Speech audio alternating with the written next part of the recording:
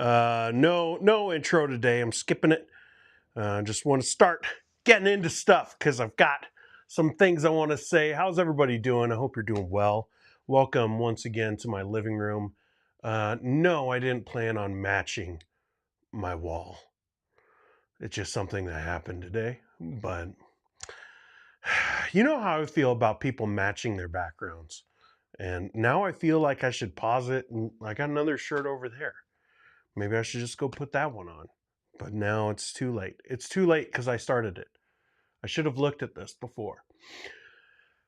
Forgive me for that. Forgive me for a lot of things today. I am going to get myself in trouble today. Today is the day I'm canceled. That's what I've figured out. Today is going to be the day that everybody comes for me and they're gonna go for the throat because I disagree about something. We're gonna get there. We're gonna get there. First, we're gonna talk about someone else who's been canceled. All right, and I'm happy about it. Like I'm glad. I'm relieved that it's happening. Dale Partridge has been one of the most faithful viewers of this channel, but also one of the people we've talked the most about, just overall. You know, we talk about a lot of people. Some people are like, oh, you're always talking about these people. Well, you know, there's about like 20 to 30 guys, I think, over the entire time of Underdog Theology that we have discussed. And Dale has been one of them. And Dale doesn't like it. He's made that abundantly clear. You know, you can go back. I haven't talked about him very often lately because he took a year off after we got him canceled the first time. That didn't stick. And so I think now it has. Because he's not getting canceled by me. He's not getting canceled by what was that podcast that did stuff too? Christ is the Cure. He's not getting canceled by Christ is the Cure. He's getting canceled by his own. For the same things, like that have been apparent for years. So they're a little late to the game, I will say that. But I am very glad that it's happening. Now, if you don't have any idea, maybe you've only joined us the last like couple months. Dale Partridge is one of those Christian nationalist guys who I think would probably be in the same camp as like the Brian Sauvays, the Joel Webbins, that branch of Christian nationalists. And he hasn't always been. There was a time when he was just for house churches. And that was like his big gimmick. And I do say gimmick. He basically used different theological stances, different ecclesiology. Bleh, I knew I shouldn't have even gone for it today. But different ecclesiology as like ways to elevate himself. And he's done that in different ways over the years.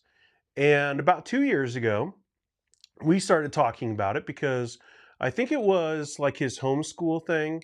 And he started going around on Twitter talking about, you know, don't send your kids to the Philistines and expect them to be, you know, Christians, you know, stuff like that. And it was all about like homeschool. And he was speaking as such an authority that I was like that. Whenever someone talks as like they are the authority on something, I always go, why? Why do you think you're an authority? Why do you think that you're someone that should be listened to about these things? So I started investigating, you know, like I started looking into the guy. Found out he didn't graduate from any seminary. Found out he had been talking about, you know, all these years that he spent. And basically it came out that he had lied, had been very deceitful about his education, his background, was fresh into some of the things that he was trying to be on platforms for, like Calvinism. He became a Calvinist in 2020 and then started a Reformation seminary a year later. Like, this is the kind of stuff that he was into. It was like he has a background of being an entrepreneur, and even that is really like, there's a lot of stuff there. There are lots of people who have a lot of different strong opinions about how he ran his stuff. Some of those people have reached out. Some of those people have gone public.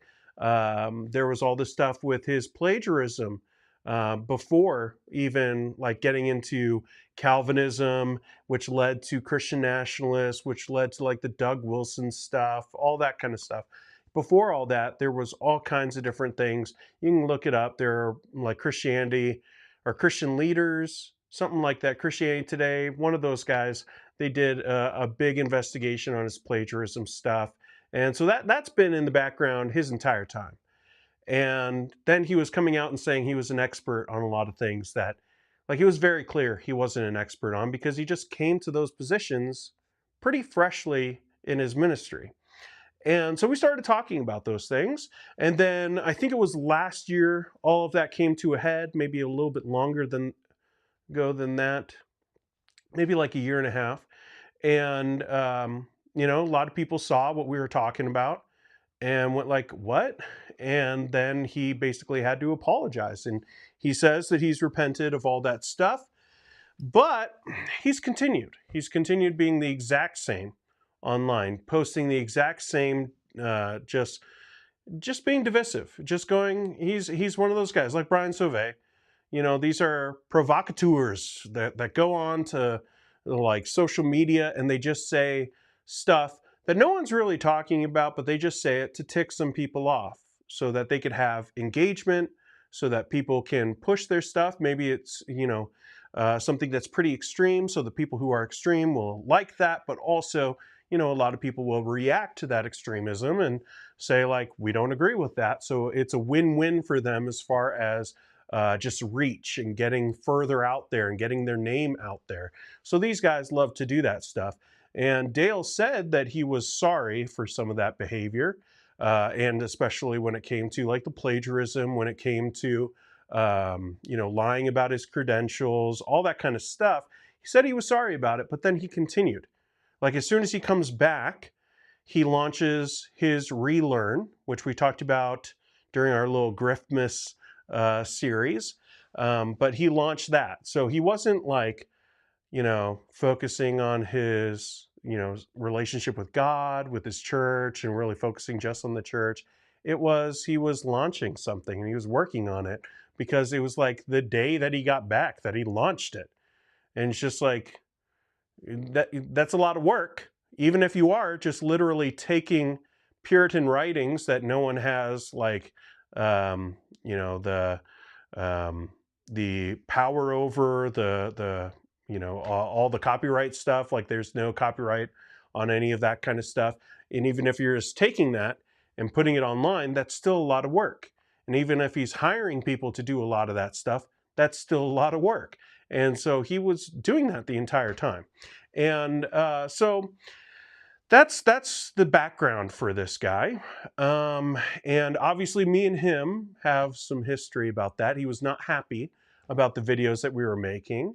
Very, very much like I was, jealous of his position, that, like that kind of stuff, and that he was just mad at me for saying the stuff.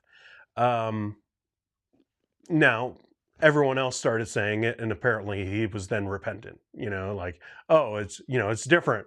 It's different now that, someone within his camp is saying this stuff. But when we said it, like a lot of you guys also saw this. I'm not like the first one. I might have been the first one to start making videos about it, but I'm not the first one to be like, what's going on with this guy? Nor would I have been the only guy making videos about it. Someone eventually would be like, what is going on here? So I'm not trying to say like, I'm the best or something. I'm just saying like, it's a win. Like it was a win a year and a half ago when he had to go into his hiding, into his little self-imposed exile. But right now, I feel like it's a much bigger victory because the camp that he was trying to get into, which a year ago, he was supposed to be speaking at Right Response Ministries conference stuff.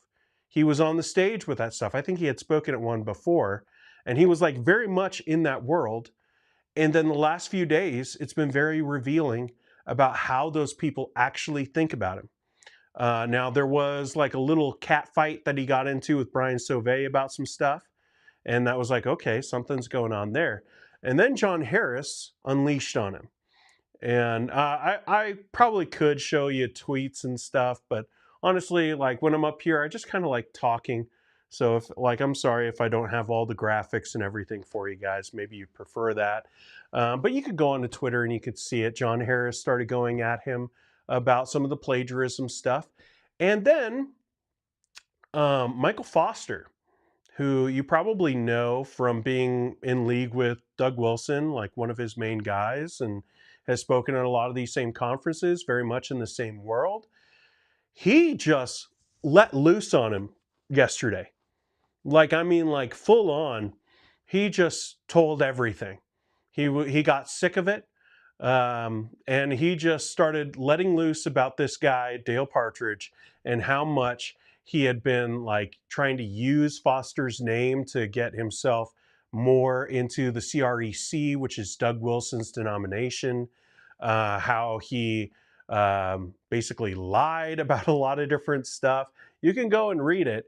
It is like, I mean, super long, super detailed. I'll just boil it down to this, that basically it comes down to Foster having all the same issues.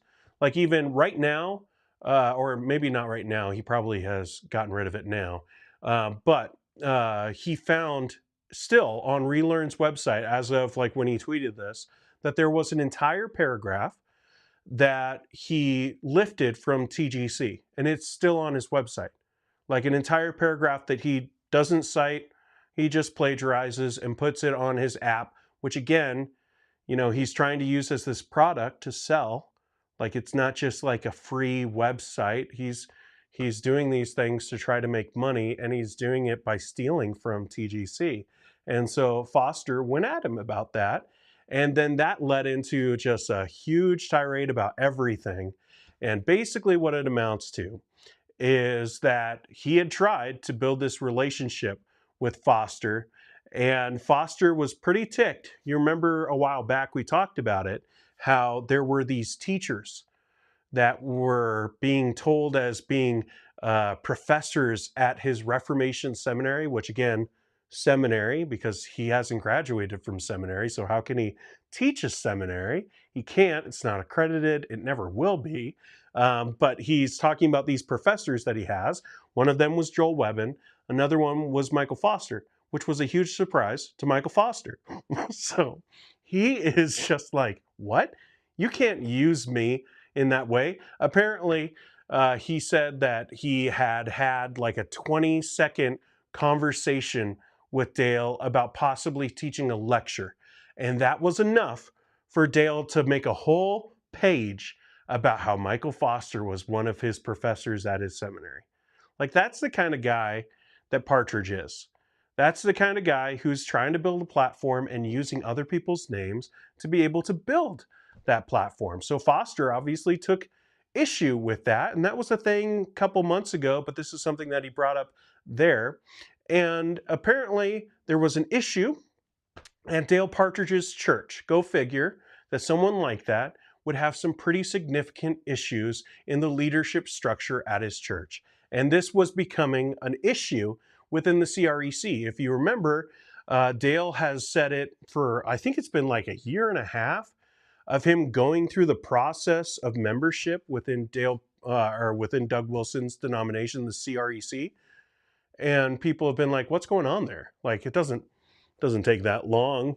But apparently there was an investigation because there were all kinds of allegations. I don't know what those allegations are, but like that was at the core of it. And again, Partridge was trying to use Michael Foster's name as kind of leverage with the CREC to make it seem like he was in the right. And that just ticked Michael Foster off. And he even said something to the effect of, if you hadn't emailed me that, because he sent the email to the CREC and he CC'd Michael Foster, and he was not happy about being involved in that situation. He said something to the effect of, if you had left me out of your shenanigans, I probably wouldn't have posted what I did on X. But he emailed him. He tried to leverage that credibility once again. And so he just let loose. And what this means is that everyone who is in that world is now done with Dale Partridge. Like, it probably started because this has been like a week where you've had Brian Sauvé, you've had John Harris from Conversations That Matter, and now Michael Foster go at Dale Partridge publicly. Like, not privately, not whispers about, oh, somebody's mad at somebody. These are all public things. And it is enlightening, to say the least. So probably a month ago when Michael Foster got that email and was ticked about that situation, he then probably talked to his buddies and everybody's like, that's it. We're done with this guy. And what this means is that there's no more room for Dale Partridge. Like, he might not be people saying he has to be fired from his job. There are a lot, like Foster even said, he doesn't think that he's qualified to be a pastor, and he would not recommend the CREC accepting that church. You know, he said that online, but you know, his credibility, it's gone. It's gone with people obviously like me, maybe like you, but it's also gone with these Christian nationalist guys who were going to use him. Like, let's be real honest about it. They don't care. Like, they 118,000 followers on X. Yeah, you know, you could probably use some of that stuff to be able to push your agenda. But now it's gone so far that they're just like, no. So Dale Partridge is on the outs.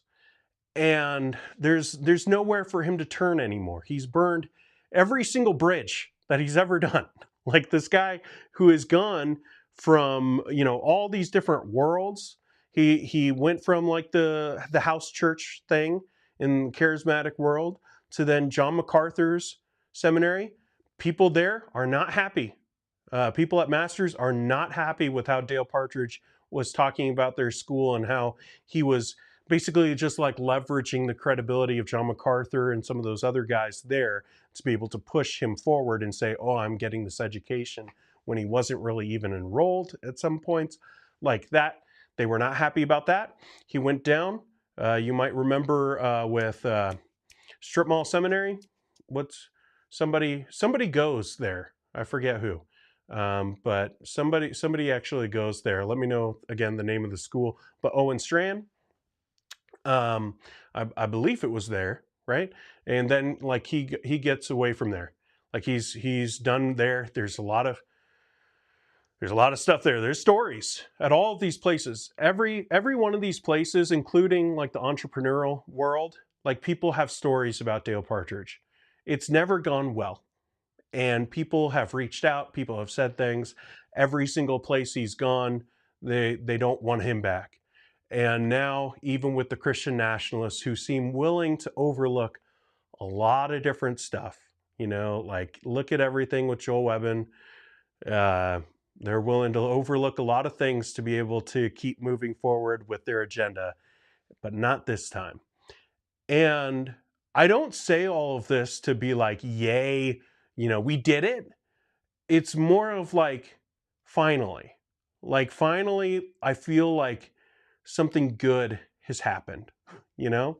Sometimes, maybe this is just me with this channel. This is going to be a real honest stream today. I've got a lot of thoughts about some different things too, and people might get mad at me, and that's okay.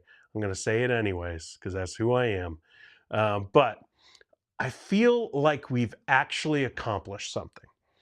Like that there's, you know, a lot of times you go online and you see people talking about controversies, right? Like everyone is interested in the controversies, and that might be the reason why you click on some of the videos that we talk about. People are interested in these things. We talk about the things that people are actually wanting to talk about. But, you know, sometimes it's just, well, that's your opinion and that's that person's opinion, and nothing ever happens.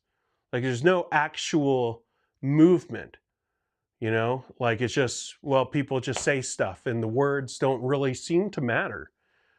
But today it feels like it does. Like today it feels like, all right, well, there's a guy that was very clearly lying. Like everyone has come to that same conclusion. Like, it's not just, oh, everyone has like kind of like this, maybe it happened, maybe it didn't happen kind of thing. It's very clear that he was lying, that he was trying to get this platform. And still, like some people might overlook that stuff, but now it feels like people are actually listening, like it actually happened, like there was some actual movement. And even if these guys wouldn't say, it's from Christ is the Cure, or it's from Underdog Theology, or it's from people that they would consider woke on Twitter, um, they didn't do the research, like they didn't come up with these things themselves. Yes, some of those things are personal. I'm sure there's far more that I don't know about personal conflict with some of these teachers. Everybody looks like they're chums online until they aren't. Like I'm sure that's part of it. But it feels like, at least this is the first time that I feel like there's been actual change, actual movement, that what I've said on this channel, that what people in my orbit have said on Twitter, like that has actually had an imprint on evangelicalism. More than just like, oh, people talk about deconstruction. Like, oh, people, whatever. I feel like now this is like something that is firm, like something concrete that we can be like, that happened. That happened. And it makes me happy to know like that, one, this leader who is not a leader, who has hurt a lot of people.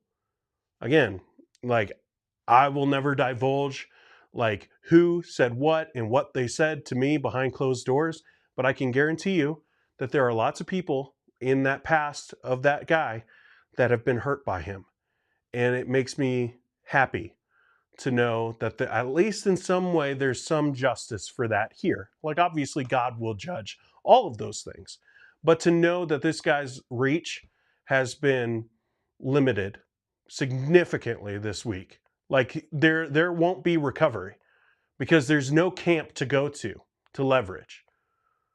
Like, unless you're a Mark Driscoll, you can't really build a platform on your own, and even he had help. And like, you're not going to get it from the John MacArthur camp. You're definitely not going to get it from the G3 camp. You're not going to get it from now the Christian nationalists. There is no other camp for Dale Partridge to go and try to leverage their credibility to build his platform. He's going to have to do it himself. And he doesn't have the charisma that Mark Driscoll does. Very few people do. So it's just not going to work.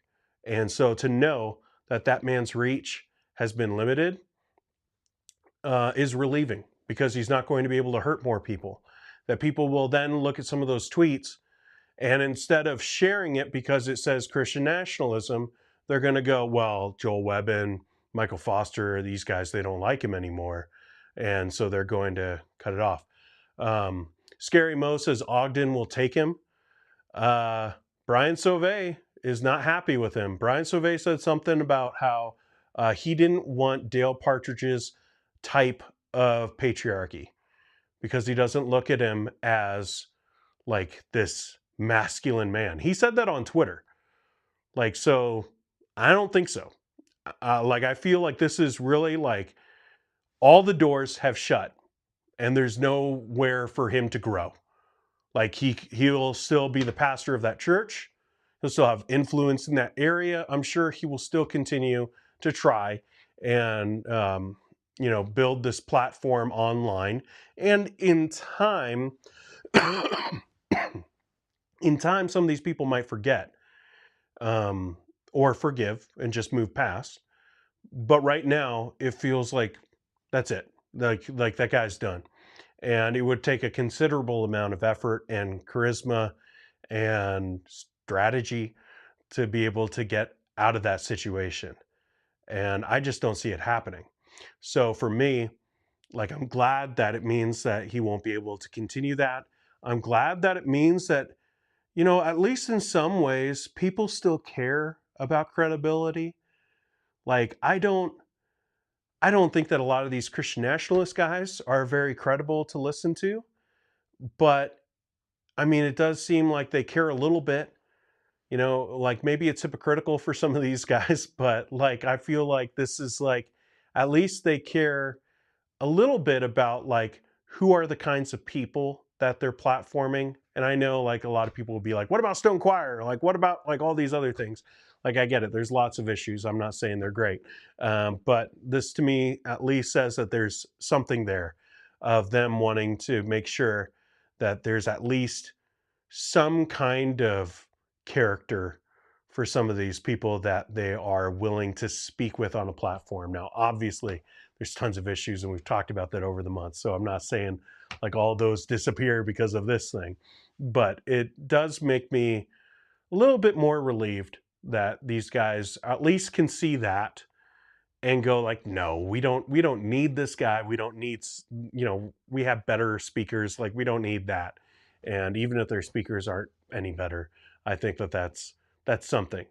Um, so that was really just, I don't know. Like I really don't want to come across like I'm boasting. I'm not trying to boast about it.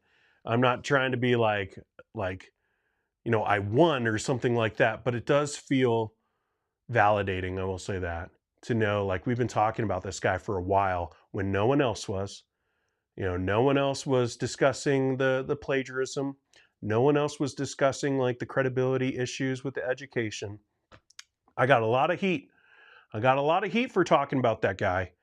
Um, you know, not from anyone that matters, but you know, like just people online, and to then have everyone kind of come to the same conclusion. Maybe it took them a long longer, which is concerning, because this is one of those guys that's just like clear as day. But you know, they got there, and I praise God for that. Like that, there seems to be at least still some reason about like who are the kinds of people that we will platform and we will let be experts. And like there's still a lot of issues like with that and like how we platform some of these guys. Um, but yeah. So that's something that I found just to be, I don't know. Yeah, like I guess I'll just say it again, vindicating.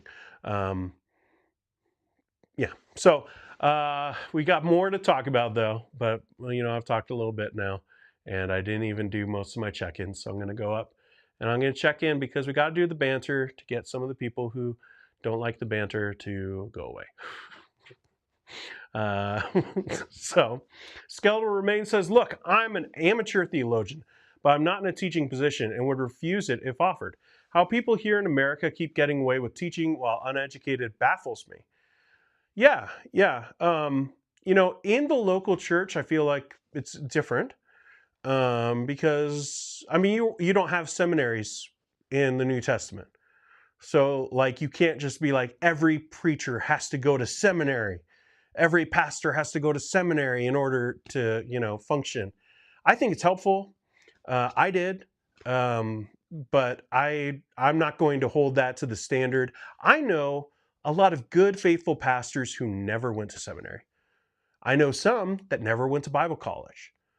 You know, that's not a problem. What is a problem is when they start talking about academic things as if they're experts, you know, or they start talking about things that they have no idea about, or start like quoting Greek and Hebrew stuff.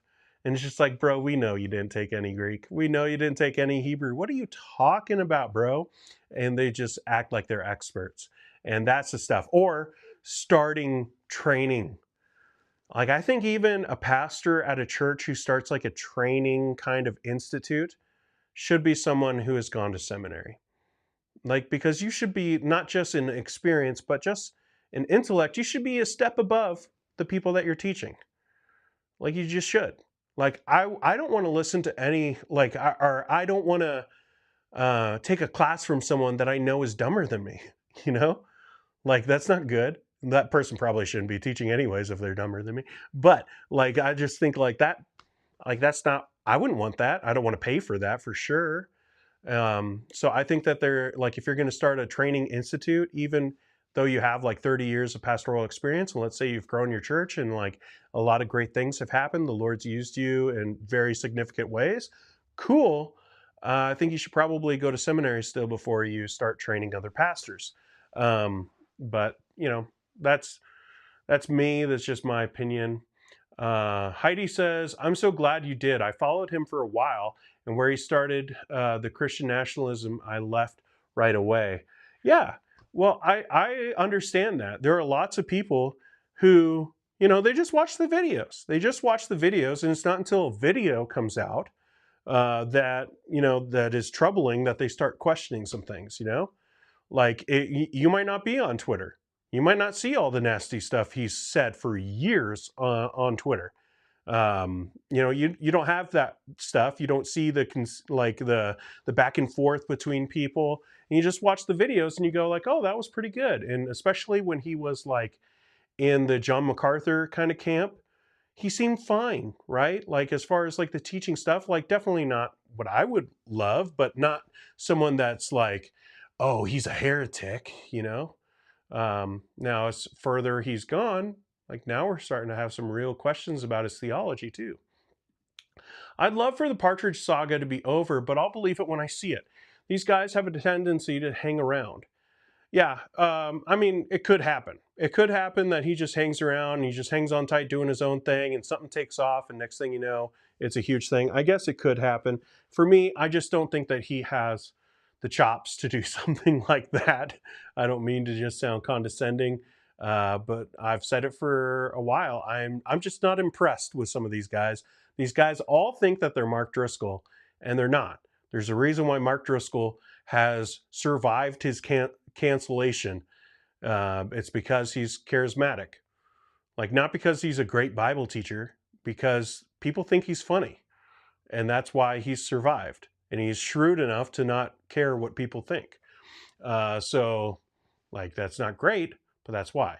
I don't think that Dale can do that. You said his break wouldn't last long. And he wasn't back for long either, lol. Yeah. Also, Bob had a good video today. Go check it out about Joel Webbin. That was pretty good. Yeah. Again, the break wasn't a break. He says it was a break. He said it was like, oh, he was like, he acts as if he like went into the desert to learn, you know, like he went into the desert to learn from Jesus for a year. And it's just like, no, he was working on launching this relearn thing. And also he was on Twitter every single day. I pointed this out to somebody. Before Elon took away likes, that you could see likes, I would go every once in a while, maybe like once every 2 weeks, and check on his likes. Because he said, oh, I'm going to be off Twitter. And he was like, Twitter is bad. It's so divisive, as if like he wasn't the person that was causing that division. But you could see the likes, and he was on Twitter literally every single day. So that it wasn't a break. It was him just saying that to appear good. And yes, he didn't post stuff on there, but you can bet he was writing in his journal about all the tweets that he would send as soon as he was done, and his strategies and all of that. What's up, Ethan? All the problems with these people would have been obvious a long time ago. You will know them by their love was if you will know them by their love was still relevant to anybody. Yeah, it's interesting how we just throw that aside and just, well, that person said something that was, you know, it trended, so now we know. They're great. What's up, Aaron? Hey, gang, I'll be mostly out today in the dentist about to get braces in our oldest kid. Oh, no, good luck. The Bible says childish leaders are punishment, just saying. But that's only about, you know, presidents, and it's only about Democratic presidents. Okay, we'll move away from that. My old American boss used to say about such, I wish I could buy him for what he's worth and sell him for what he thinks he's worth. That's a really great way to put that. Oh, man. What's up, Heidi? We got Britt in here. Anyone else curious about what's been happening at the New Evangelicals? I'm going to talk about it. This is your warning. If you like me, you might want to leave because you might not like me by the end of the stream. John MacArthur is a Christian nationalist, isn't he? He would say no. Some of the things that he said lately has been confusing on that. But at the end of the day, not in the same way as these guys for sure, but he mixes a lot of patriotism with his faith lately. So I guess I don't know. I don't really know what to say about that. What's up, Pam? That's why this channel is so important. Underdog Theology is making a difference. I feel like for the first time, maybe yes. Like that, like, because when he did his like self-imposed thing, it's just like he's gonna be back, and like it's not over. Like I think people have come to the same conclusion as me, but it's like he'll be back. And now I feel like there's just no way for him to wiggle out of this one. Webben defended Andrew Tate. Tate said in a video that women should be hit in the face with rocks. What an awful thing. Accepting Joel Webben is wicked. Yeah, again, people to push agendas forward seems to be the thing that everybody wants right now, and they'll use whoever. What's up, Joseph? Joanne saying, yeah, it's over for him. Foster is someone that's been frustrated with these guys privately for some time. Glad he's finally calling someone out. Yeah, I don't know what to make of Foster, to be honest. I don't like his teaching. His conference that he put on back in the day, very concerning. His like all the stuff with Doug Wilson, the stuff about gambling in the past, like there's a lot of stuff with Foster. But I have heard from people that he's far more reasonable than some of these other guys, and that he's fed up with some of these guys, and that's interesting to me. Like, it seems like he is a guy who thinks for himself. Now, obviously, a lot of those conclusions he's made, I do not agree with. And I'll continue to probably say some stuff when it's like a bigger deal. And so it's not like we won't talk about him in future videos. But I am glad about this one. Okay. About Tim Whitaker and TNE, I'm cautious of those who have a fundamental change religiously and or politically and soon after creates a living off those new beliefs. I've seen this in both directions. Okay.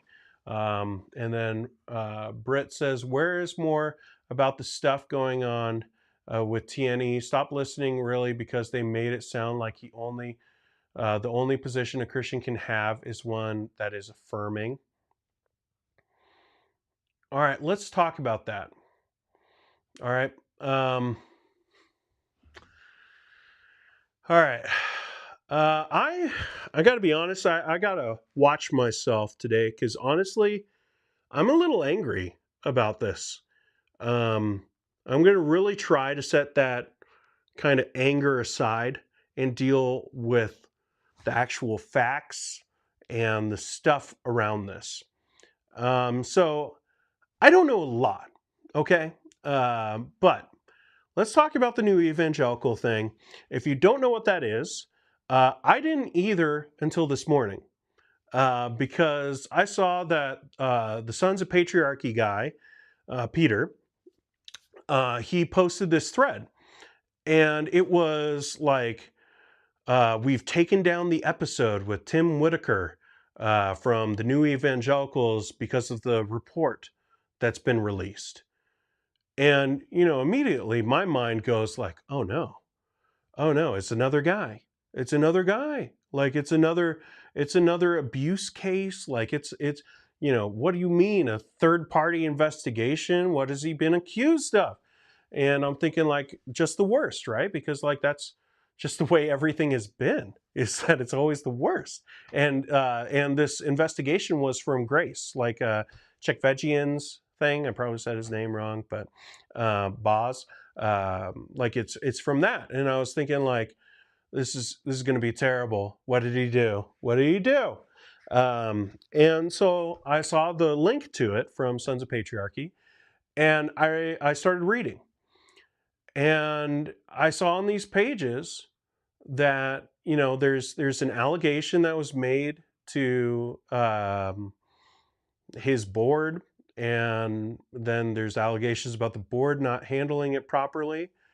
But it's 94 pages about a specific incident and like some organizational stuff I'll get into, but a specific incident of him driving like there was someone that he was working with the New Evangelicals. I didn't even realize that this New Evangelicals was that big, like that they could hire people in that way. I know he was like posting about like them trying to grow and campaign and get funds. And to be honest, I rolled my eyes because it's like, okay, like you have a little bit of success on YouTube and now you're an organization. Okay. But whatever. And let me say before I get into this, I don't like the New Evangelicals. I've said that. Like, I don't like the content that comes out from there. I think Tim seems like a nice guy. I've seen some of the stuff. I've watched parts of like a very few select videos, and he's interacted on the channel. He's hopped into the comments and hopped into chats, and he's always been kind, even though like in some of those times I was talking directly about him, like with the ranking YouTubers thing that all these YouTubers got mad at me about. I put him in the dangerous category because he doesn't believe that the Bible is fully inspired. He believes that there are errors in the Bible. And to me, that makes you automatically dangerous. It doesn't even matter about like what your conclusions are after that. If you don't believe that the Bible is fully inspired by God and doesn't have errors, I'm not going to support what you do, like as far as being like, this is someone to check out. So I put him in the dangerous category. And Tim, like when other YouTubers were hounding me because I just even said like I don't like the name of their channel, like even that apparently is some huge slight, some slap in the face. But when other channels were doing that, Tim took it in stride and like made even like a little bit of a joke. And even though I was saying he's dangerous, like so I took that as like, okay, like he seems like a nice enough guy, but I don't know him. I've never had any like huge interaction with him, just in comments and a little bit in the chat. I think he's hopped in a couple times over the years. So that's my background with New Evangelicals. All right, I'm not a fan. I don't support him. I don't support his ministry, his YouTube channel. Never been a fan. Been vocal about my disagreements. But like I see Sons of Patriarchy tweets about this Grace 94-page report, and I start reading about it, and it comes down to this incident that happened, that he had hired someone to help with their content, and they had flown, I believe, to some place. They were both away, like it was they had to drive 40 minutes to go and do this recording, this interview of some kind.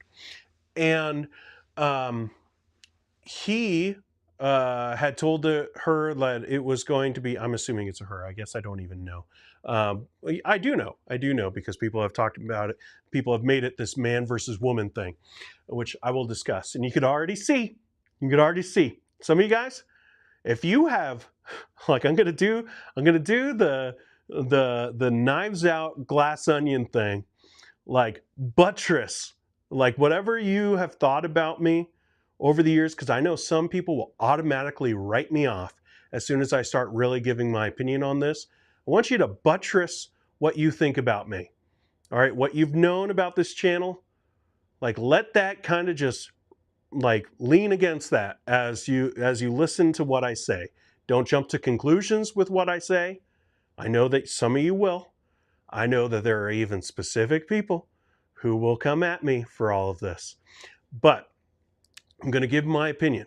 And I'm tired of the internet saying that you can't give your actual opinion. I'm going to give my full opinion about this thing because I feel very strongly about this thing. All right, but it comes down to this incident where this person was late. Like they had some hiccups with like the script that they were working on, and just that they like didn't have it prepared. Like obviously, Tim's a YouTuber. A lot of these YouTubers, they don't script their stuff. Maybe they talk like this channel. I have no notes. Today, I have 0 notes. Maybe that's a bad thing, but that's been the channel for a while now. I have 0 notes.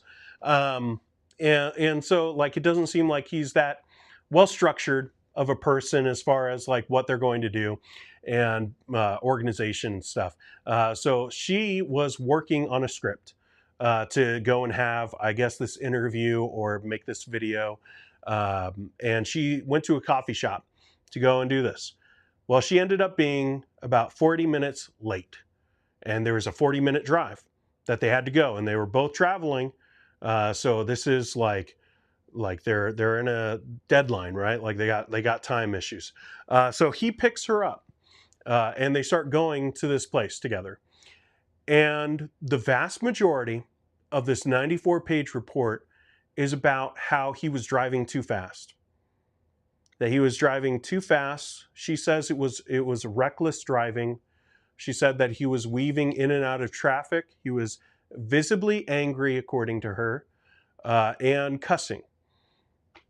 Now, the cussing thing is if you're me and you're cussing a lot while you're driving, then probably like I'm real angry. Like that would take a lot, you know. Like if it's a fundy and they start cussing while they're driving, there's something wrong, right? Like that's what that is. But for Tim, and in that world, to be cussing, like she was saying, like these were the things, it made her very uncomfortable. And this person has a background with a lot of trauma, apparently. And so she started having all kinds of reactions, not visibly, not vocally, but just like within her being, she was having, I think they even say like she had a panic attack and she started breaking down and crying. And Tim, like held her hand and said like, it's okay. It's all right. You know, it's not a big deal. But she had said like the tension that she felt from him and the fear of him driving so recklessly was enough for her to then go and bring it to the board and try to push this thing for some accountability. He says that he wasn't driving any different than he normally does. And that's the investigation. Like that's the investigation. And like driving recklessly is bad. All right? Like I don't know why I have to say that, but like my point of view from this is, why did we have to have a 94-page report? Why is Tim Whitaker getting canceled? And there are people who will say like, oh, he's not getting canceled. Oh yeah? What did Peter from Sons of Patriarchy put on his thing? He took down the interview because he drove fast. Because she was uncomfortable. How was he supposed to know that? Like, one, debatable. Like this is where I'm at with that. And this is why I think probably a lot of people in this world will get mad at me. But like we gotta have a little bit more when we're doing stuff like this. All right. Was there a speedometer that we know exactly the speed that Tim was going? Like there are people like already who have said stuff on Twitter, because I said some of my thoughts there, who are like, well, do you agree with this? It wasn't just fast driving. It was reckless. How do you know? Were you there? Is there some factual thing of how fast he was driving? We don't know. Grace doesn't know. It's not in the report. Like it's someone saying that he was driving recklessly and that he was angry and that he was cussing while he was weaving in and out of traffic to try to get to this place. Now, is that a good thing? No, obviously. Like, especially, like, I drive like a grandma. You know what reckless driving looks like to me? Is me driving even slower, okay? Like, if I was driving in an angry way, first off, it takes a lot to get me like visibly angry. Um, but like if I was, I'd probably be driving even slower just to tick off somebody, you know? But that's me. I don't drive fast at all. I look at those guys and go like, I think about, oh dang, Pedro the Lion, big trucks, you know, they think they're so important. Like these people who flip off big trucks as they drive by, they got somewhere to be. But you know, whatever. Like that. That's how I drive. So like he might have been driving too fast. He might have even been driving a little reckless. But hasn't anyone been there? Hasn't anyone been there where you've had a bad day or someone kind of messes you up for the day and you are angry and you just go, right? Like, I don't think my wife would be mad about this because she said it on Twitter. My wife is kind of like that when she's angry. Now, I don't cause her to be angry very often, but there have been several times where she has driven fast. And I go like, "Come on, babe. Like you got to slow down. Like just cuz you're mad doesn't mean you can drive fast." I don't have to file a 94-page report because of it. I'm not trying to say like if this woman felt unsafe, obviously she should talk about that. But also, like, and again, I know that there's different dynamics and people with trauma who might not be in that moment. For me, like my wife has told me this several times. So if like for me, if I have an issue with someone, I'm saying it in the moment. I'm a pretty bold guy. Like I can deal with, you know, controversy. I can deal with face to face like you are, you know, opposing somebody. I don't back down. I've said this before. Like some people have fight or flight. I have fight and fight. You know, like and I'm trying. Last 10 years, I've really worked on it. Of fight and think about it for a long time, and then maybe fight. Like that's kind of how I am. I realize that not everyone is wired that way, and so you might not want to say something in that moment, and you might like have other things that are going on in your head, and you just feel like you can't be like, "Hey, slow down." But it is just awful to me that there is a guy who, again, I disagree with on so many levels, but I can see that he was trying to do good things for victims within church structures.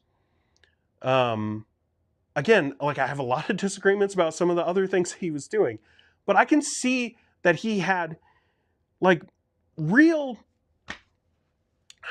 love and compassion for people. And in this world, he will probably never be forgiven because he drove too fast and made someone uncomfortable.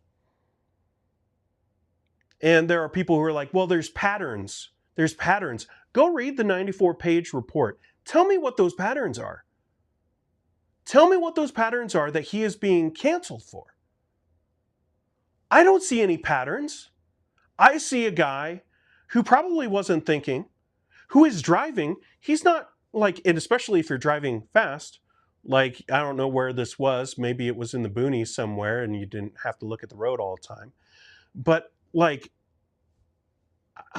he's driving fast, so he has to pay attention to the road. And this woman is uncomfortable, but doesn't say anything, doesn't do anything. Like, and he's just supposed to know that? Like, and because he didn't just know that, like now there's been a thing. And like people are like, well, she, like it came out later that she had issues with it. Well, where in this report is him trying to be like, you lied? He actually says, I don't think that she's lying. Like, I think that's probably her experience. But my experience was that I was driving normally and, you know, whatever. I don't think I was doing anything that was different. She talks about the tension, that she felt like there was so much tension. These are all things that he could have zero idea about because it was not communicated to him. And he is supposed to just know that. And because he didn't, he is now being canceled because of that? How is that fair? How is that right? Like, again, I'm not trying to say this woman was wrong. She probably did feel like that. I have driven with people like that. My buddy James, he was in my wedding. He is a crazy driver. I'm sorry, James, if you're watching this. But I remember driving in downtown Minneapolis with him, and he's going everywhere. He's from Philly. And so he's just going all over the place. And like, I have never felt unsafer. You know what I said? Slow down. Like, I know, again, I'm that bold person, and I don't have trauma in relation to that way. I have my own trauma, but that's not for this video. But like, that's like, I get that, like, he's a big man. She talks about how he's 6'4", and so she felt like threatened that she couldn't say anything. And there were a few things that he got mad at someone else for leaving the organization because they said they had family stuff. But again, we don't know the details of that. We don't know why he would get angry. Maybe there was more involved. Maybe there was finances involved. Maybe he had already paid. We have no idea why. But like, apparently he got mad about that. And she says, like, maybe he is an angry person. I don't know, Tim. All right. But I wasn't in that car. Neither were you, most likely, unless you're that person. And I'm not trying to invalidate that person's experience. But why do we need a 94-page report about him driving fast and then being unstructured with his organization? As if, like, go talk to Ruslan's employees. Is everything run the exact way that you would want it to within an organization? Probably not. These YouTubers, like, again, like, I think they think they're too big. Like, they're bigger than they really are. But, you know, they start these things and they think that there are these platforms and organizations and whatever, and they probably don't know what they're doing. They probably should take some classes on organizational behavior, on, you know, just leading a nonprofit. You should probably go to some community college, take some classes so you know how to do that and communicate everything. But communication is a two-way street. You got to say if something makes you, like, uncomfortable. You got to say, oh, I actually need these scripts done. I can't just, you know, wing it like you can, you know, or like, I can't do my best work doing that stuff. And she wasn't fired. She wasn't, like, taken off the channel. She wasn't, like, you know, demoted or anything because of her coming out with this stuff. He just said, I disagree about that situation. And I guess that's enough. And I just feel really bad for Tim. Like, I'm not trying to make him out to be like this victim of everything. Like, and again, I'm not vouching for his character. I don't know the guy. But just, if this is all there is, if they did this full-on report, and it's literally, he's not great at communication, and he drove too fast that one time, I don't see why Sons of Patriarchy needs to go out and say, oh, we're taking down his channel, and here's the link, and blasting it everywhere. And then, I'm going to be real honest, okay? Should I? Yeah, I'm gonna. The cowardice of being like, I'm not going to stand up for this guy in any way, and just, like, take down the thing and just basically reaffirm everyone in the Twitter thing, is beyond me. Who wants friends like that? Who wants friends like that? This is the thing, okay? This is the thing of why I will never make this channel into my full thing. I could have, probably. All right, now, I don't know, I might have fallen flat on my face if I had actually tried. But, like, this is why. You do one thing. Someone says one thing. You drive too fast in a car, maybe. We don't even know. But maybe you drive too fast. You're done. You're done. Take down the episodes. He doesn't get to be on the board of the thing that he built. Again, I don't know the guy. Maybe he should be off the board. But that's not in the report. The report is about this. And it's just, why even do it? Like, why?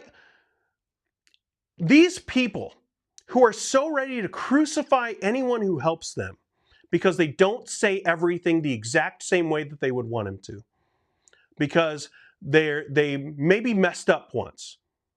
But it's not like a mess up like a grievous sin that like they hid and they were like, no one can know about this. You know, like people are talking about the report, and I guess they had the report since February. It was done, and they didn't release anything, and people are saying that's really sketchy. That's probably not the way I would do it. You know, like if there was some kind of report, you know, probably should release it, especially when you're talking about this kind of stuff, and it's that you know that this is your audience. You probably should be like abundantly transparent about that and just release it and deal with the fallout. But it's just, there's no winning. There's no winning. There's no winning for talking about these things, because eventually you will say the wrong thing. And maybe even me talking about this today, for some of you guys, is that. If you're done with me, fine, be done with me. But like that to me is just, where's the grace in that? Again, it's not like he was so angry with this person that he started like cussing them out, you know, or saying like that, you know, it's your fault, and like yelling at this person. Tim, according to this report, never did that. Veritex asking, what report are we talking about? If you go onto my X account, you will see a thread that I put up today about this. In the last tweet, there's a link to the report.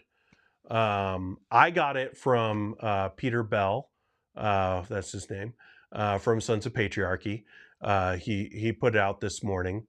But yeah, so that's the report that I'm talking about. It's from Grace. I forget what that stands for. It's a very long name, but it's Bose Tvejian's company thing. A lot of people, it's a good company, but it's 94 pages to say that.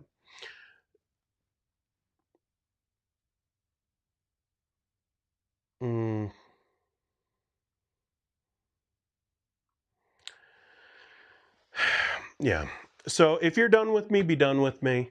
But I'm not going to crucify a guy because he drove too fast and someone was uncomfortable and didn't tell him that he was uncomfortable or that they were uncomfortable. Not going to do it. I'm not going to like be a part of just, to me, that's the mob. To me, that is the mob of being like, one person says something, so you're done forever. And you might not even mean that. You might be like, well, he shouldn't, you know, be a part of like the podcast or whatever. I don't know. But that's his life. Like, I'm pretty sure that's his job. And we're going to say that this guy lost his job because of driving fast. And I will continue to say drive fast because I wasn't in the car and neither were you. You weren't in the car. You don't know if he was driving recklessly. Like, this lady obviously was going through a lot internally in this car. I'm going to say it. She might not be the best person to talk about how fast he was going.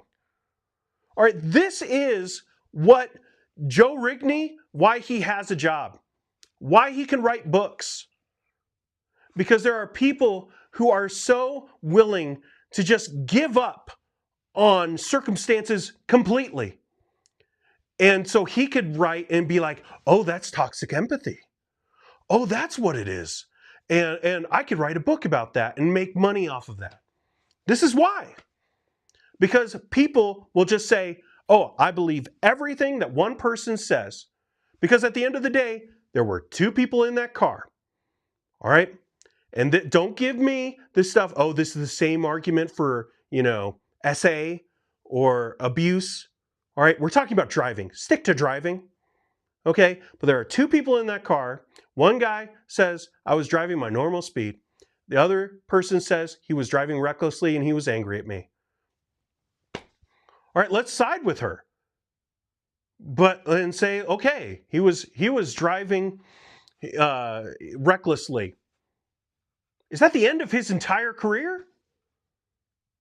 Did he get in an accident? Did he force her to go? Like, did he yell at her while he was driving? Did he bully her? Where is that? It's not in the report. So stop reading that stuff into these situations.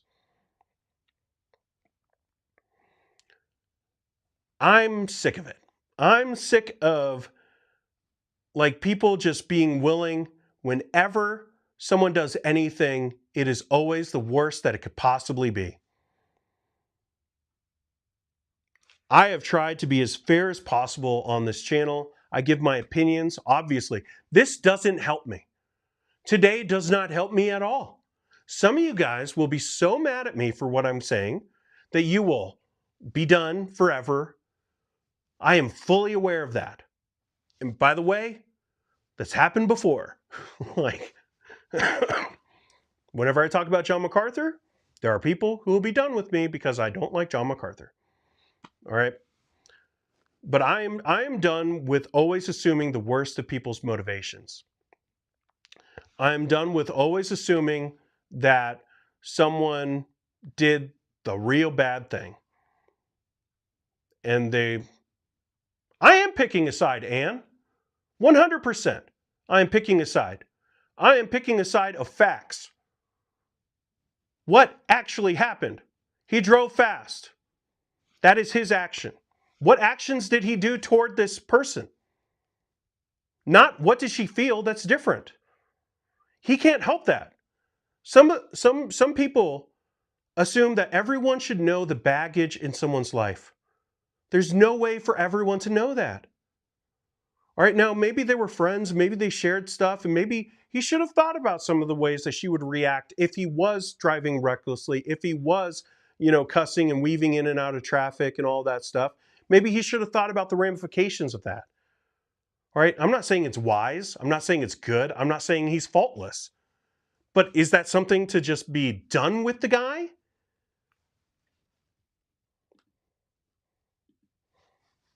I don't think so. I don't think so. And again, I have no horse in this race as far as, I'm not a fan of Tim. I don't know him. I don't want to be on his channel. I don't, watch his stuff. I know some of you guys do. But no, I'm not going to just be like, okay, he drove fast, and so whatever. And for any of you guys who are still out there being like, it wasn't just driving fast, how do you know? You don't. So stop acting like you know so much more.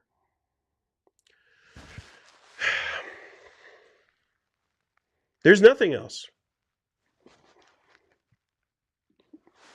I'm saying I don't know enough about what happened. I don't think what's in the report should warrant Tim getting a 94-page report. Is there something else? There are people who are talking about patterns. Patterns of behavior that he apparently is a very brash guy. And there was that situation where he yelled at somebody for not, for saying that they were done with the organization because they wanted to focus on family stuff. Okay. Again, is that, we don't know what he said when he was yelling at that. This is stuff.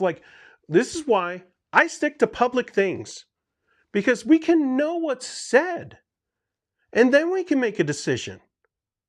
There's some level of facts that you could deal with and say, this is the truth of what happened. I don't have to rely on one person saying this is what happened, another person saying this is what happened. All right? Or Like there's an investigative reporter who says, oh yeah, all this happened. All right, there was investigation and they don't know.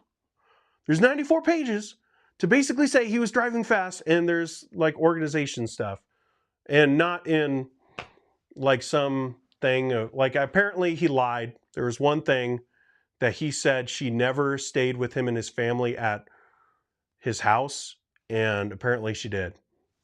I don't know if that's him making a mistake and not recalling. I don't know why he would like purposely lie about that, but that is something that apparently was false with something that he said. I don't know if that makes a pattern. I think that there are just far too many people who, as soon as someone doesn't say everything correctly, they're done. And I'm not going to participate in that. I don't think it's right. I don't think it's godly. I don't think there's anything Christian about it. Like, other than, like, yeah, you want justice for people. And I'm not saying he should have been, like, not been held accountable. If all that happened and that was reported, and like, I'm not saying like he should have zero consequences for that. But since when is driving fast like a moral failure? All right. Like, since when is like being a little brash like this, like completely awful thing? I don't know. Am I done? Maybe. I'm going to go up. I'm going to start reading some of your guys' stuff. Let me know what you think about this situation. If you're done with me, just say you're done with me. But some of you, I might be done with you too, you know? I put up with stuff too. Shoot, I forgot to like. I'll never be done with you, Dean, unless you say something like empathy is a sin. Oh no! I believe you have grasped toxic empathy now, Dean. See, the idea of toxic empathy, I have said there is a core of truth in that, and that's kind of what I'm talking about, is that there are people who are untethered from reality, who will just say, based off of how someone feels, that that's the reality of the situation. When it might not be. It might be, but it might not be. And they don't base anything off of the reality. It's about how someone feels about that reality. And that is what I've said has been like the kernel of truth in some of this stuff. But Joe Rigney, he goes too far, but he does it with the purpose of making money off of the book. And I know some people would be like, you're judging. Maybe I am. I don't know. But I think that that's where he's going with it.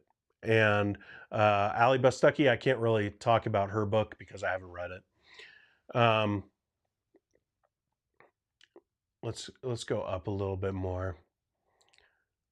I do want to know what you guys think about this.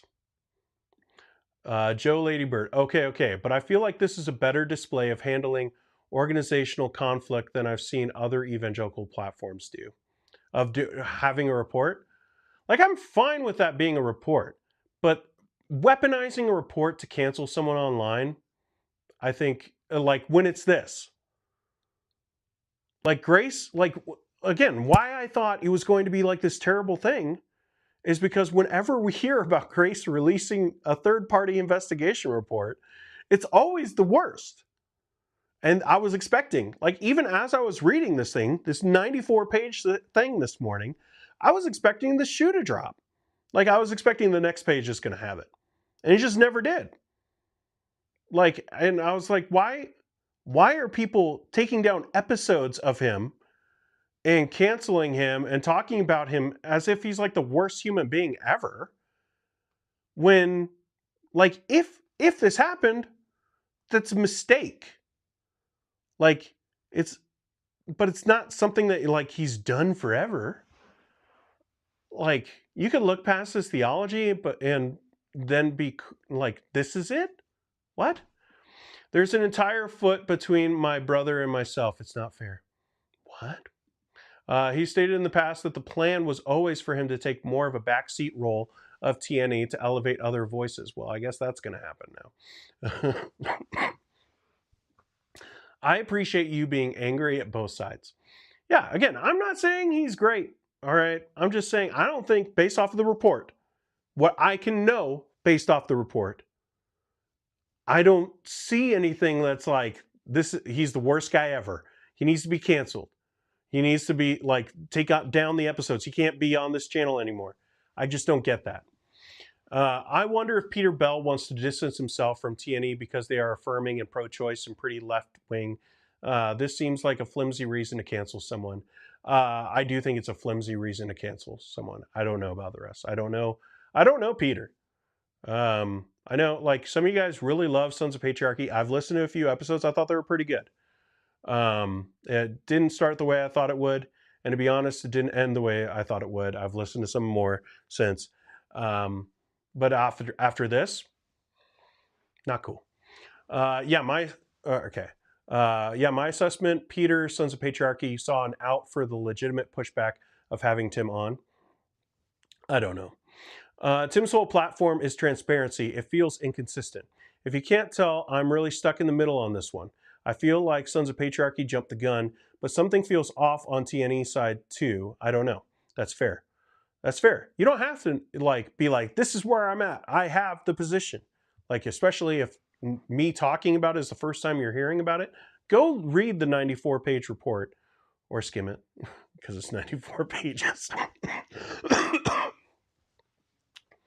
But if Sons of Patriarchy felt like he needed to disavow Tim because that episode caused him to lose viewership, then his report provides a legitimizing narrative, as Tim would say.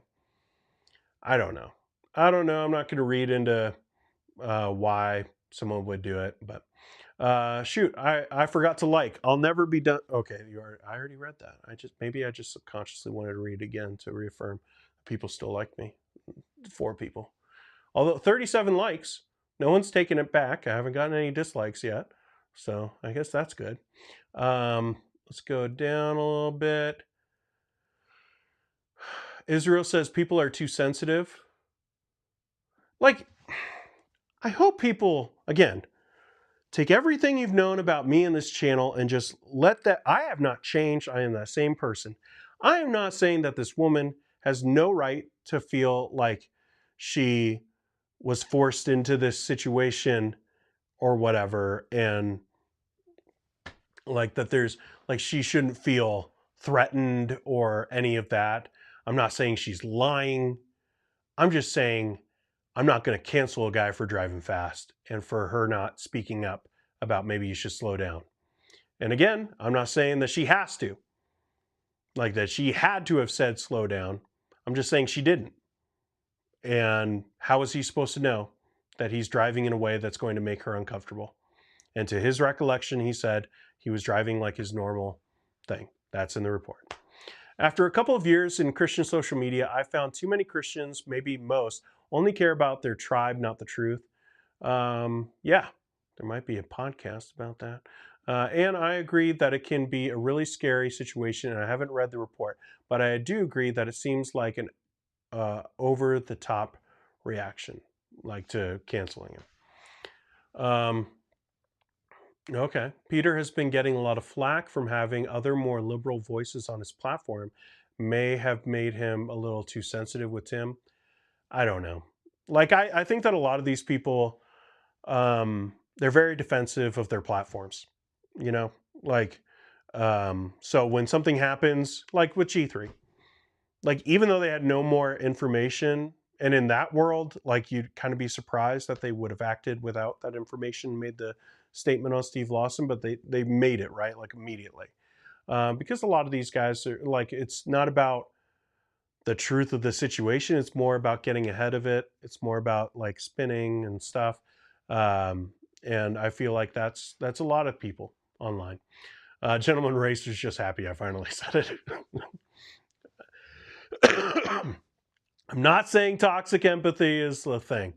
All right. But I'm just saying these kinds of situations are the reason why those people can write the books, and people will buy those books because they see this kind of stuff and they go that.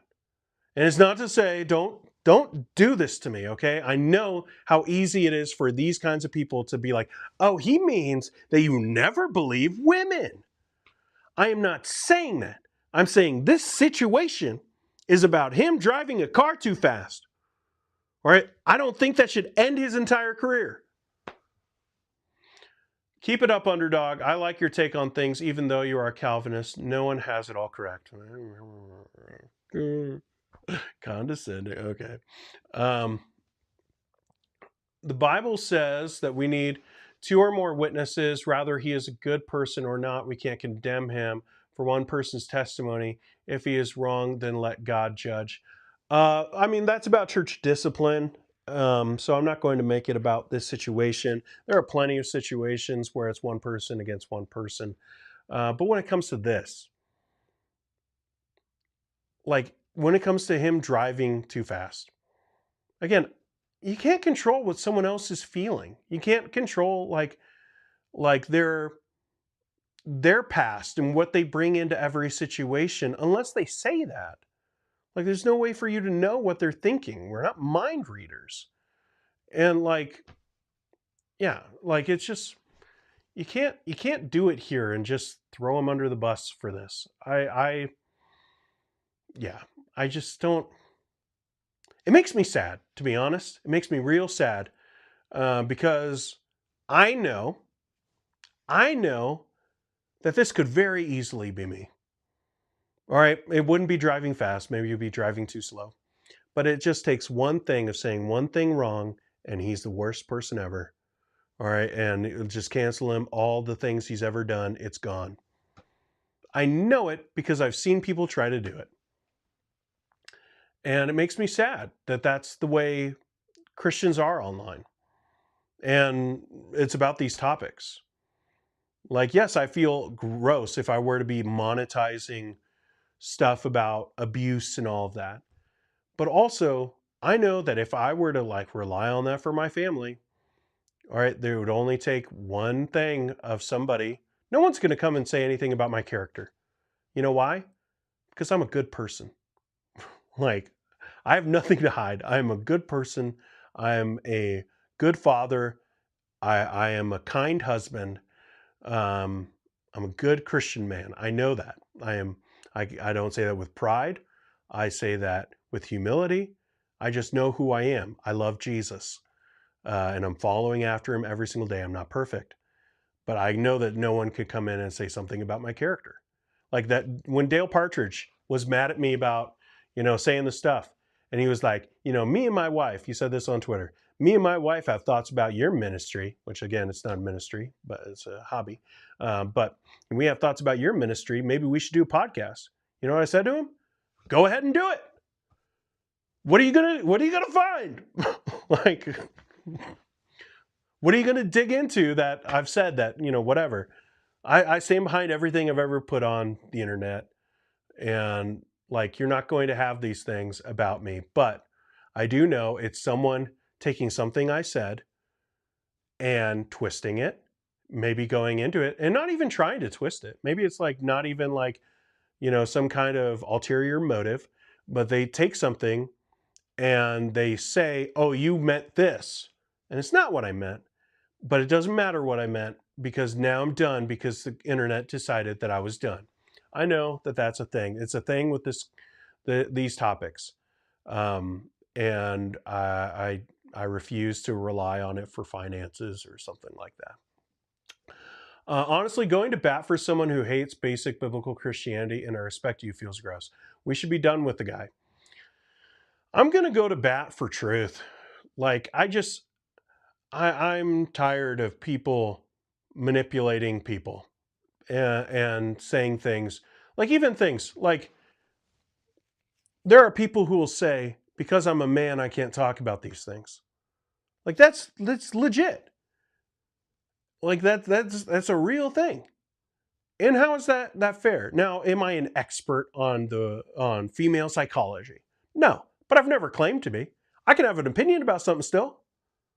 But there'll be people, oh, you shouldn't talk about it because you're not a woman. You don't know what she was feeling in the car. Okay. But you can say the same thing about him as a man and like what he was feeling in that moment, right? Like, what are you talking about? I thought it was more so about how the mediation wasn't handled correctly, but can't say I read too deep into it for sure. Yeah, there were some issues with that because he was having the person on his channel and he asked that person to mediate. But like, that's also like, he had someone mediate.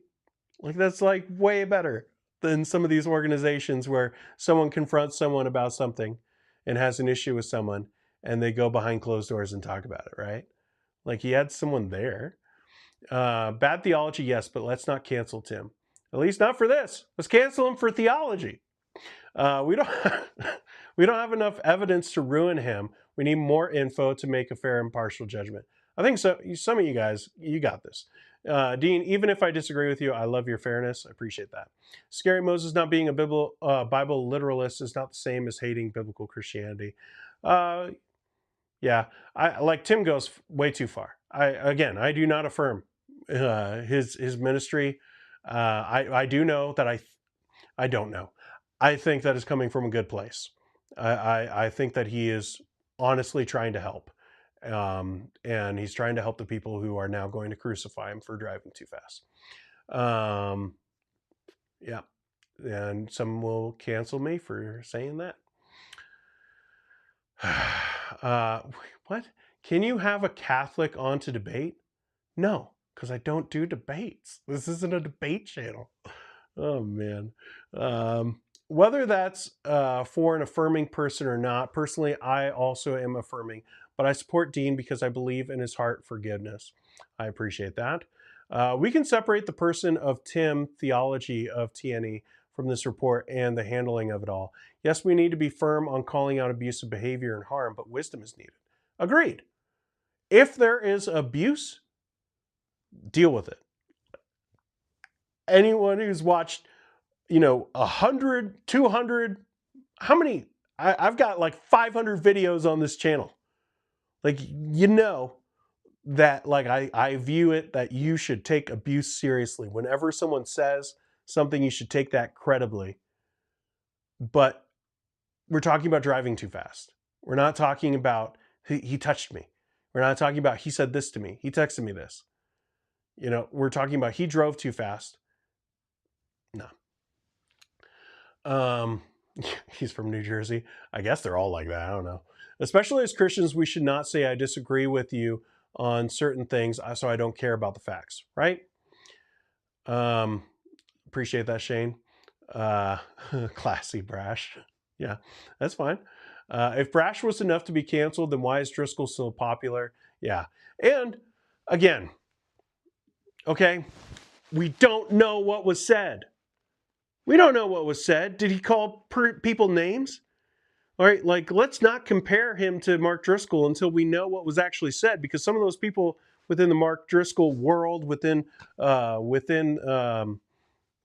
Mars Hill, they came out and said this is what he said. Like, there's video of him saying the things. We don't know. Right? That's what I'm saying. There's reality and then there's perceived reality. And it's not that we ignore the perceived reality. It's just that we base things off of that actual reality and then like try to figure out why someone would perceive it that way and whether there's validity to that, whether that person caused those things. I don't see that in the report. Some of you guys are with me. I appreciate that. This must have been a barn burner and I came in late and have no clue. I will have to listen to the replay. Good luck. Playing catch up. Yes, the facts matter, and if driving a little fast is all there is, then there is an overreaction. However, his views and the way he carries himself depicts observable issues. Sure. Theological issues. Like, I don't know anything about his character. Like, some of the best theologians are some of the worst people. And some of the worst people, like, how did I say that? What did I say? I don't know. I got lost. I started reading another comment, but I think you know where I was going. Perhaps the danger and the irony here is that it belittles the very trauma the SOP wants to address. I don't know about that. I don't want to get into that of like belittling what this lady went through and saying it didn't matter or that, and I'm not saying that you're saying that, but I could see people reading something like that and trying to be like, oh, you're saying so that one doesn't matter because it wasn't about that. That's not what I'm saying. I'm saying that we need to base things off of what actually happened and not jump to conclusions and understand that there is two sides to this story. And it's a story that isn't the same as some of these other ones. And I'm not going to act like it is. It's not that it doesn't matter. It does matter. But I'll say, it doesn't matter as much as some of these other stories, okay? It's not the same. It shouldn't be the same repercussions that someone has for it. Not criticizing, just asking if you read the whole report, Dean. Are you also familiar, Tony Jones' situation? Did he lose his job? I read the vast majority of the report. I will say there probably were some paragraphs that I skipped over. I know he was part of it, but I don't know the ins and outs. I'm pro-life and not LGBTQ affirming, but can someone tell me why those who support these things are worse than those who support slavery and the abuse of women? I wouldn't. Sin is sin. I'm not going to play like one, all this stuff. Sarah, it was John Harris who said he didn't want Dale Patriarchy version, whatever that means, since Dale is just copying whatever they're all doing since he's a lurker. Yeah, it seems that way. Driving too slow is dangerous. Cancel Dean. It's only a matter of time. I knew it would be today. My last thought. 1 John says they will know us by our love. This is a prime example of how evangelical America is eating each other day in and day out. Yeah, I mean, this and so many others. Yeah, cancel him for living in Canada. There's lots of reason to cancel me. So driving too fast is breaking the law, and as Christians, we should be good citizens. Filthy speech is unchristian as well. Self-control is a fruit of the Spirit. Yeah, but how fast was he driving? I don't know. I don't know. That's the thing, man. Like, is there some speedometer that everybody has access to Tim Whitaker's vehicle that we could all know exactly how fast he was driving? Was he really weaving in and out more than you would expect someone from New Jersey to drive? All right. Is every driver in Alberta a huge sinner because they drive 7 miles over the speed limit no matter where they are? I don't know. I guess that's a question for all of you. Man. Am I done? Do people care about me still? Or are there going to be clip outs from this? Or are there going to be people on Twitter saying whatever they want about me and everything I've ever said because I'm taking this position?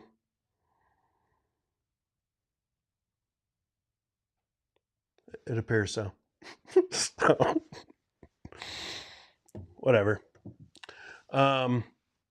If you're done with me, be done with me. That's fine. But just make sure that you're dealing with what I actually said, not hypotheticals that you make up, and not comparisons. Don't do that. I will ask for that. Be fair with me.